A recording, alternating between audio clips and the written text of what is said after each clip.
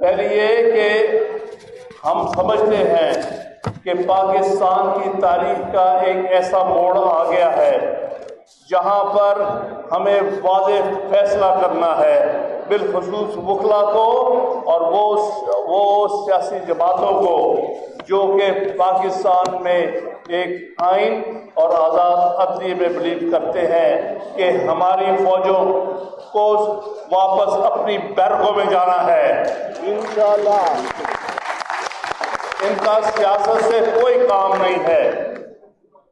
اس ملک کی ایک ترسری اور مشکلات کی بنیادی وجہ یہ ہے کہ 75 سال سے اس ملک میں ملٹری اسٹیبلشمنٹ ہمارے جمہوریت کو بھی اور ہمارے عدالتی نظام کو بھی ہمارے آئین کے ساتھ کھیل رہی ہے۔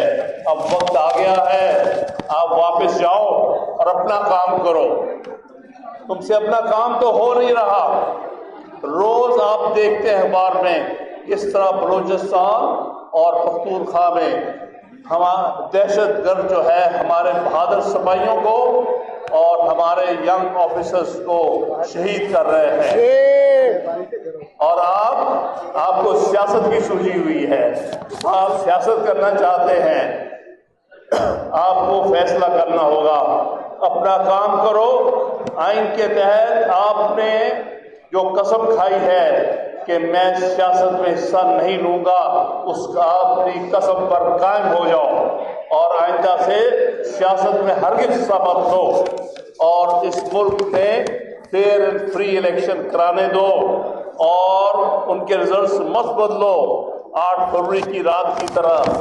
یہ انہوں نے ہی پہلے تو واضح رزلٹس آ گئے تھے سارے پنجاب میں، تحریک انصاف کے نامزد کینڈیڈیٹس سارے خیبر پختونخوا میں، سندھ میں بڑی تعداد میں، ایون بلوچستان میں ہمارے یہ پی ٹی آئی کے کینڈیڈیٹ جیتے ہوئے تھے۔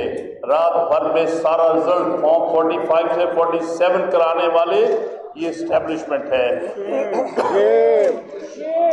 کیونکہ ان کی کوشش کیا ہے کہ ہمارے جو حکمران ہوں وہ ہمارے اصل میں پپٹ ہوں۔ انہوں نے کیا کیا؟ رزلٹس تبدیل کر کے اس دن اپنی مرضی کے سیاست دانوں کو جتا کر ان کو اقتدار میں بٹھا دیا۔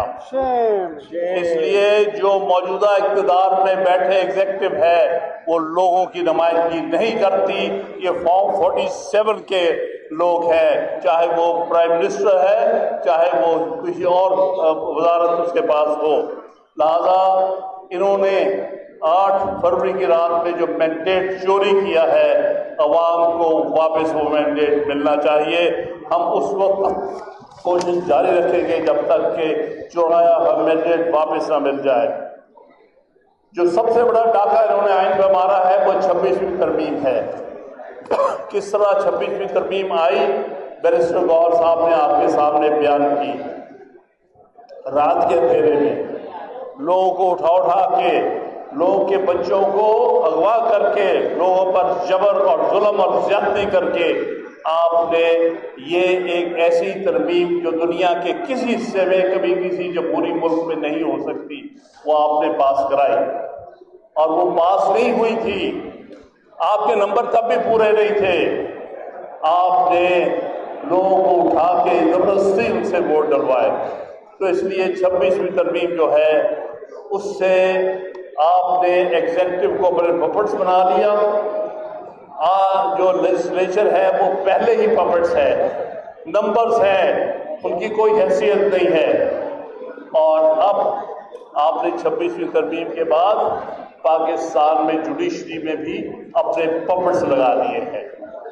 تیسرے نمبر سے اٹھا کے ایک جونیئر جج کو سپریم کورٹ یعنی پاکستان کا چیف جسٹس لگایا گیا، اور سینئر ججز کو اگنور کیا گیا، جس کے بارے میں بڑا واضح قانون ہے کہ سینئر موسٹ جج ہی سپریم کورٹ کا اور پاکستان کا چیف جسٹس بنتا ہے۔